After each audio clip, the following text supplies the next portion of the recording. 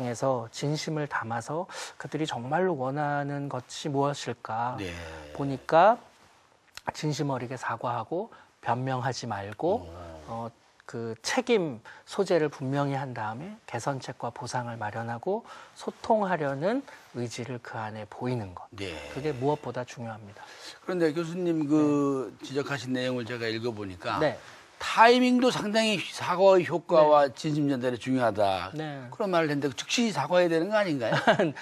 맞습니다. 원래는 빨리 할수록 좋은데요. 네. 그 흥미로운 연구 결과들이 있어서 제가 제 오. 책에다가 썼는데요. 예. 뭐 예를 들면 이런 겁니다. 보통 이제 아내랑 남편 사이에서 자주 벌어지는 상황인데요. 부부싸움 같은 거 할 때. 아, 뭐 이거 잘못했잖아라고 아내가 말하면 네. 바로 그냥 남편이 아, 알았어. 잘못했어. 라고 대답하는 경우들 많이 있죠. 많죠. 예. 그리고 뭐 하다못해 그냥 뒤통수를 한 대 탁 치고 나서 돌아봐서 왜 쳤냐고 얘기하려고 그러면 아, 미안해. 라고 얘기하면 되게 황당하잖아요. 네. 그런 것처럼 어떤 잘못을 상대방에게 하고 나면 예. 상대방이 내가 왜 기분이 나쁘고 지금 이 분노를 막 표현하는 그 시간들을 조금 기다려줘야 된다는 겁니다. 아, 그렇습니까? 예, 그래서 화를 충분히 내고 나서 아, 맞아, 내가 그런 잘못을 했구나. 그 받아들이고 사과를 해야지. 그냥 알았어, 사과할게. 잘못했어. 라고 그 사람이 화를 표현할 기회조차 주지 않으면 예, 사과의 빛이 바랜다는 거죠. 아, 그렇습니까? 네. 반면 네. 공적인 사과는 빨리 할수록 좋습니다. 아. 예, 우리나라 정치인들이 잘 못하는 사과입니다. 네. 우리나라 정치인들이 사과하는 패턴들 아주 많이 보셨을 거예요. 일단 뇌물, 절대 그런 일 없습니다. 받은 일 없다고 막 부인하다가 나중에는 증거가 하나둘씩 나오면 네. 아, 받았습니다만 대가성은 아니었습니다라고 얘기했다가 네.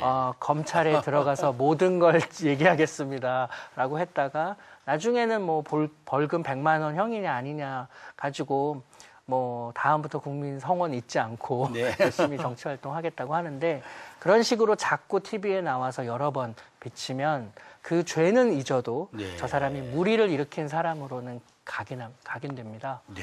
그러니까 빨리 한꺼번에 자기 잘못을 자기 자신의 입으로 말하는 것이 중요합니다. 공적인 사과 경우는. 네, 네. 하긴 뭐 국가끼리의 사과는 뭐 100년이 넘어도 안 하는 경우도 있고 네, 맞습니다.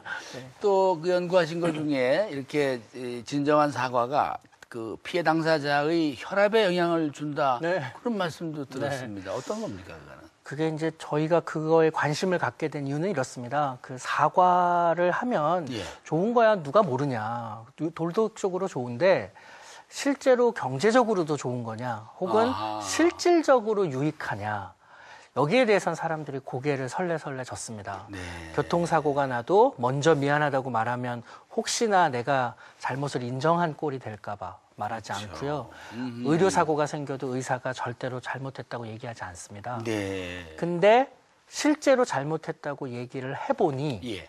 오히려 경제적으로 이득이 되고 몸에도 좋다는 겁니다. 예를 들면 그렇습니까? 병원에서 예. 미시간 대학교를 포함해서 미국의 주요 대학들이 요즘은 진실 말하기 프로그램이라는 걸 합니다. 의료사고가 났을 많죠. 때 네, 의사가 이런 상황에서 이런 사고가 났고 예. 너무너무 죄송하고 유감이고 그리고 빨리 신속하게 이런 문제를 해결하겠다. 그러면 많은 유가족들이 진실을 알고 싶어 하지 예. 예, 그 소송을 걸어서 배상금을 받으려는데 혈안이 되어 있지 않다는 거예요. 예. 그 프로그램을 시작했더니 오히려 그 소송 건수가 반 이하로 줄어들고 네. 소송에 들어가는 비용이 3분의 1로 줄어들었습니다. 그렇습니까? 네, 그러니까 네. 우리의 생각과는 달리 예. 피해를 입은 사람이 진심으로 원하는 건 진정성 있는 사과라는 거죠. 돈이 네. 아니라. 예. 네. 근데 그런 맥락으로요. 어떤 사람이 잘못을 저질러서 네. 사과를 해주면 그 사람이 갑자기 높아졌던 혈압이 내려가고요. 오. 네. 사과를 많이 하는 사람들이 점점 연봉을 많이 받는 지위로 올라갑니다. 아, 그렇습니까? 네. 네. 그래서 연봉이 2배쯤 높은 사람들은 예, 평소에 사과도 훨씬 잘하고 또 사과가 얼마나 중요한지도 잘 알고 있고 그래서 내 리더십에 손상을 입진 않을까. 네. 사람들이 내가 자꾸 잘못을 인정하고 사과하면은 나를 무시하지 않을까. 다들 걱정하시지만 오히려 사과하는 리더에 대해서 우리가 신뢰하고 네. 예, 아, 저 사람은 뭔가 잘못을 하면 이렇게 인정하고 사과를 하는 사람이구나 하면서 더 높은 리더십을 인정해 주는 거죠. 그러면 이제 소위 괜찮은 사회로 간다는 반증이 네. 하나가 사과가 늘어나는 것도 한 반증이 네, 되겠습니까? 그런 것 같습니다. 어차피 우리가 잘못을 저지르지 않거나 예. 실수 없이 살고 있는 없이 사는 존재가 되기는 어려우니까요. 그렇다면 투명하게 네. 그걸 숨기지 말고 인정하고 빨리 사과할수록 예, 그 사람을 믿고 우리가 다음 일을 맡길 수 있죠. 네. 가끔 그 세계적인 신문을 보면은 뭐 apology, apologize 이런 말들이 많던데 맞습니다. 이런 것도 통계가 있나요? 뭐 네, 횟수가 늘어나는? 네, 그 보니까요. 우리나라도 마찬가지입니다. 예전에 그냥 대통령 이름과 사과를 같이 쳐 넣으면요. 이렇게 인터넷에요. 그러면은 관련된 기사가 뭐 김영삼 대통령 때는 한 건, 두 건이었습니다. 네. 근데 뭐 점점 늘어나서 지금은 이명박 대통령과 사과를 치면은 몇천 건이 나오고요. 예, 미국도 마찬가지입니다. 예. 뭐 레이건이나 클린턴 때에 비해서 점점 오바마 때 더 많이 사과를 요구하기도 하고 네. 사과를 하기도 하고 사과를 해야 된다 말아야 된다 논쟁도 더 훨씬 많아졌고요. 그럼 이제 소위 잘못된 일이지만 제대로 사과하면 오히려 신뢰 커뮤니케이션이 된다 이런 말씀도 되겠습니까? 그게 저는 그런 이제 사례가 어디 있으면 소개를 해 네, 주시죠. 저는 뭐 그런 사례는 굉장히 많습니다. 예. 예를 들어서 오바마 대통령의 경우에는 네. 평소에 오바마 대통령이 그 기자나 젊은 여성들에게 약간 친숙한 의미로 그러니까 스위티 이런 표현을 많이 쓴대요. 그래서 네. 조금만 기다려주세요 하면서 네. 이름 대신에 스위티라는 표현을 쓰는데 이게 어떤 경우에는 조금 여성들이 보기에 왜 나한테 이런 표현을 쓰지? 성적인 의미로 네. 받아들일 수도 있고 예. 그래서 이제 그런 실수를 한번 한 적이 있어서 네. 그 기자에게 메시지를 남긴 거죠. 아, 내가 오늘 너무 큰 실수를 했는데 용서해 달라고. 아. 내가 이거 말버릇인데 전혀 다른 뜻은 없었으니까 네. 그 용서해 달라고 이제 바로 메시지를 남겼대요.